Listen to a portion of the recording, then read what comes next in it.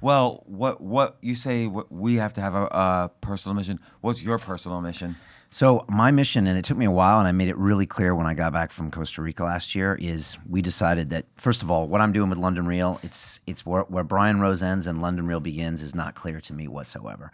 And so for me, I am the show and the show is me.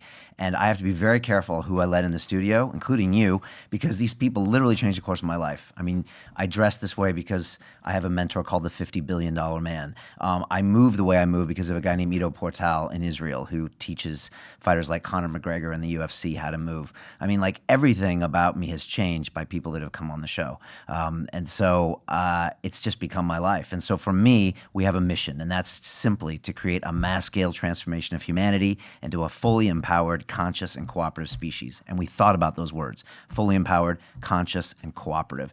And everything we do, whether it's our London Real Academy or our movies or our broadcasts or anything, has to try to take someone's life and get them to transform themselves. Period. Yeah, and that's how I think we can solve all these bigger problems we're talking about. It's not about point the finger. It's not about you're doing climate change wrong. It's like, what are you doing to get over your own fears and your own challenges? That's what I think is the biggest problem of today. I think that's so important because, and I agree very much with your mission. And so and I agree very much with, by the way, your philosophy and who you let into the studio. Like, people don't realize it. We're not reporters. Like, if someone's in the news, that doesn't qualify them, in my view, for a podcast. That qualifies them to have a little article in a newspaper. To be on a good interview podcast, you should be doing something that elevates yourself and that we can absorb some of that and the listeners can absorb some of that so that they can be elevated. That's the goal, I feel, of a good interview podcast. Yeah, very much so. You were on Ice-T's podcast, and I'm super jealous, by the way, because he's one of my dream guests. And he has a great saying. He said, Brian, it's not about the come up, it's about the come back.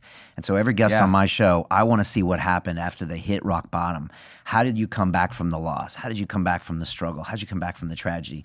That's something I think we can all learn from. So I agree. I don't care if you're an Olympic gold medalist. Honestly, there's thousands of those. I don't care if you're a rock star. There's thousands of those. But do you have a lesson you can teach us? That's how I am.